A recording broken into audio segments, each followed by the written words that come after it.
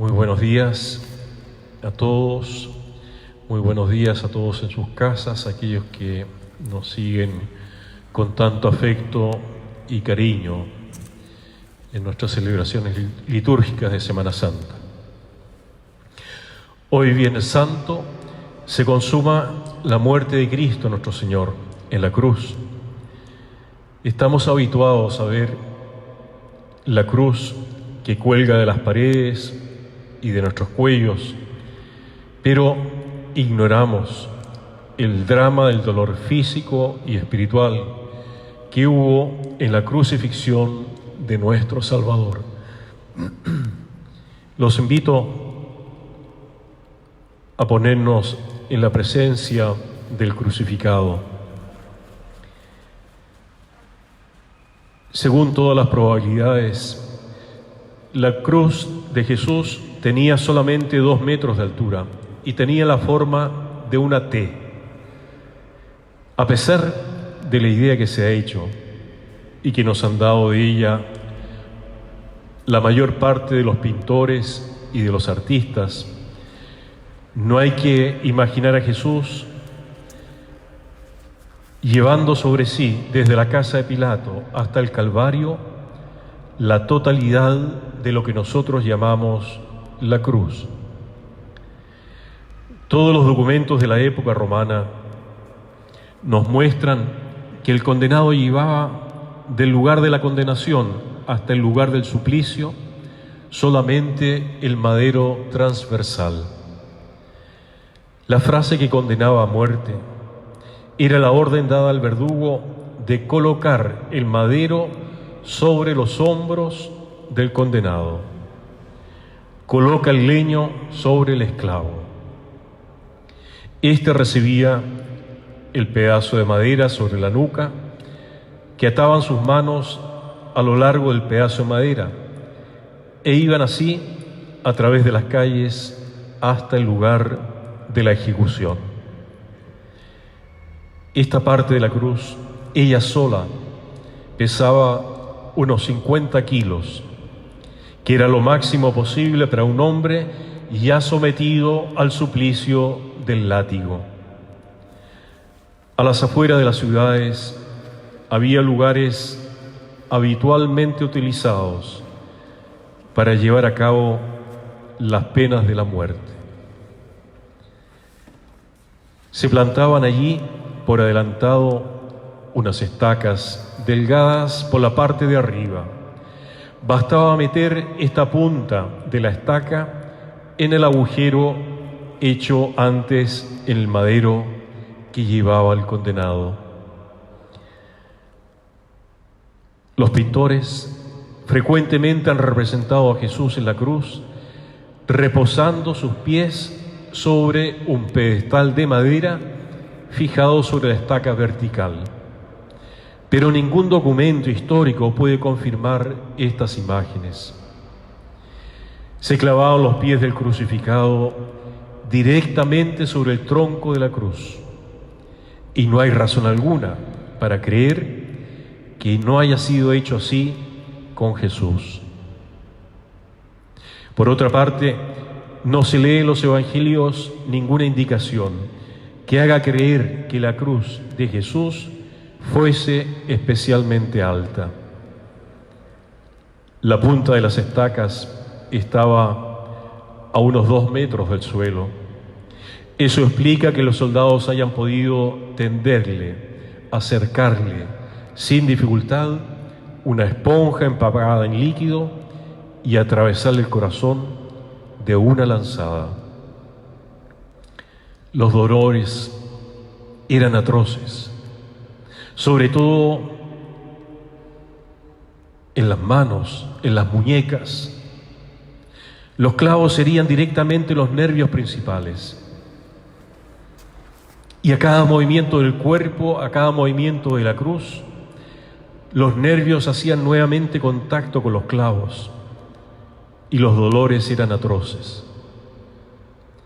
Pero las llagas causadas por los clavos no eran la causa directa de la muerte de los crucificados, sino que morían de asfixia, de una asfixia lenta. Esta asfixia provocaba una contracción de todos los músculos, como sucede en el caso del calambre y sobre todo en el caso del tétano. La asfixia tiene por causa la imposibilidad de respirar suficientemente, y eso en razón principalmente de la suspensión por las manos. La suspensión mantiene el pecho en posición de inspiración. El ajusticiado no puede renovar su provisión de oxígeno, si no es solo débilmente, demasiado poco, y sin embargo, lo bastante para que su suplicio y agonía dure al menos unas 3 horas. La insuficiencia de oxígeno eleva la dosis de ácido carbónico en la sangre, y esta sangre envenenada provoca las contracciones de los músculos que van pasando poco a poco de los antebrazos al costado, a las piernas. La caja torácica va siendo cada vez más bloqueada, reduciendo más la respiración, y por ello aumentan los calambres.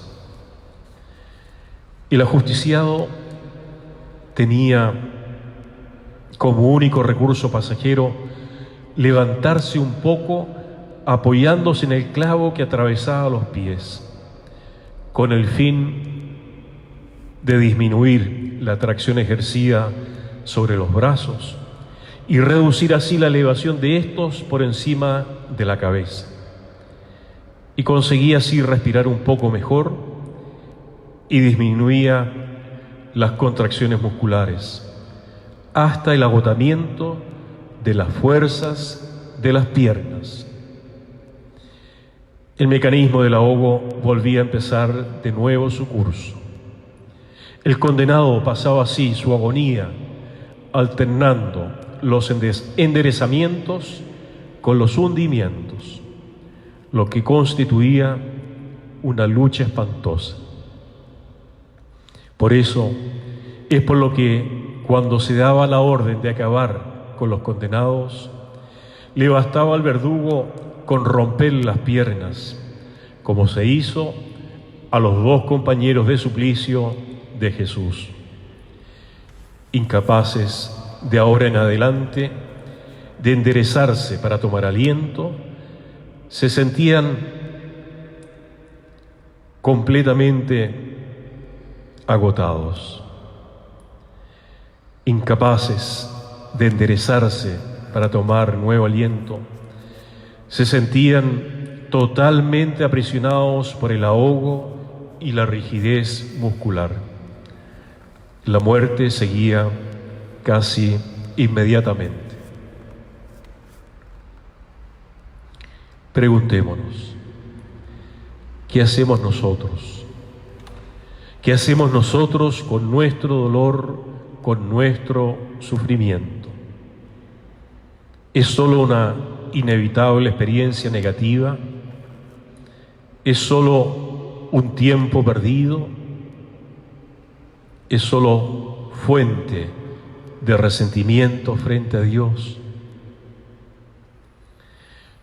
Muchas respuestas se pueden buscar al sentido del dolor y de la enfermedad, pero tal vez la principal sea la que ponga de manifiesto quién es más grande en nuestras vidas, el temor al dolor o la presencia de aquel que es Señor de la vida. Jesús lo puso manifiesto durante el suplicio en la cruz. A tus manos, Señor, encomiendo mi espíritu. Incluso en esto el Señor es nuestro modelo. En el Calvario le ofrecieron vino mezclado con hiel, bebida utilizada por los militares en tiempo de guerra para mitigar el dolor de sus heridas, para mitigar sus dolores. Pero dice el Evangelio que Jesús, siendo un ejemplo de fortaleza, lo probó y dándose cuenta de lo que era, no quiso beberlo. El militar que estaba frente a él, seguramente un hombre curtido en los campos de batalla, el centurión romano, observándolo cómo estaba en la cruz, es decir, cómo sabía aguantar el dolor en medio de tan terrible muerte, dijo: verdaderamente, este hombre era hijo de Dios. Para el cristiano, la pregunta no es ¿sufriré?, sino más bien ¿cómo sufriré? Preguntémonos con sinceridad en el silencio del corazón: ¿tengo miedo a sufrir? Medito sobre el sufrimiento de Jesús en mi oración diaria. Cuando pienso en el martirio, considero que, como cristiano, yo también puedo ser llamado a ser un mártir. Qué satisfacción más grande sería que también de nosotros se pudiera dar el mismo testimonio después de observar cómo vivimos nosotros el misterio del dolor, de la soledad, del abandono y de la muerte.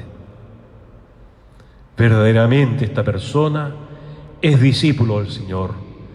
Verdaderamente esta persona es discípula del Señor. Aquel que un día convirtió el agua en vino para la alegría de los hombres, no quiso probar el vino para escapar del sufrimiento. No quiso probar el licor para adormecer su conciencia de dolor. No quiso que el licor hiciera desaparecer sus sentimientos de soledad. No era este el modo de asumir su muerte redentora. Compasivo y solidario frente al dolor ajeno, pero el dolor propio, Jesús lo acepta y lo vive con la mente despejada. Esta es la figura de Jesús que nos presenta el Evangelio, por quien se escuchó una voz del cielo que decía: este es mi Hijo muy amado, el predilecto, escúchenlo. La única señal de autenticidad de Cristo es la cruz. Es su marca, es su lema, su divisa, es su marca registrada. Es la señal de autenticidad, el mejor modo de reconocerlo sin riesgo de engaño. Tengamos presente que nadie nos tienta por medio de una cruz, pues en ella está el Cristo de verdad y en ella se encuentra la verdad de Cristo. Por esto se le llama con propiedad árbol fiel y único en nobleza. La Virgen María estaba allí, junto a la cruz, cuando los hombres de aquel tiempo, cuando los hombres de todos los tiempos pasaban delante de la cruz, le insultaban y se burlaban de él diciendo: que baje de la cruz y creeremos en él. La tentación era y es provocadora. Jesús no se bajó, no abandonó la cruz, gracias a Dios, porque en la tragedia de la cruz se consuma nuestra propia vida y la entera historia humana. Bajarse de la cruz es tentación de todos los tiempos. Bajarse de la cruz es la tentación de nuestro tiempo. Para algunos, el imperativo de modernizarse se traduce en el deseo de ser más libres del peso de la cruz. Hoy resuenan en nuestros oídos las palabras: oh insensatos, y tardos de corazón, para creer todo lo que dijeron los profetas. ¿Acaso no era necesario que el Cristo padeciera eso y entrar así en su gloria? Queridos hermanos, queridos amigos, el sufrimiento de nuestra cruz, de la cruz que debemos cargar para seguir al Señor, es una realidad misteriosa y desconcertante. Quien no cargue con su cruz cada día y me siga, no podrá ser mi discípulo. Pues bien, nosotros, mirando a Jesús crucificado, encontramos fuerza para aceptar este misterio. La fe en Cristo no suprime el sufrimiento, pero lo ilumina, le da un sentido y una trascendencia. La oración de todo discípulo que carga con su cruz cada día debe ser la misma del Señor y Maestro. A tus manos, Señor, encomiendo hoy mi espíritu. A Jesucristo, sumo y eterno sacerdote, que es el mismo ayer, hoy y siempre, sea el honor y la gloria por los siglos de los siglos. Amén.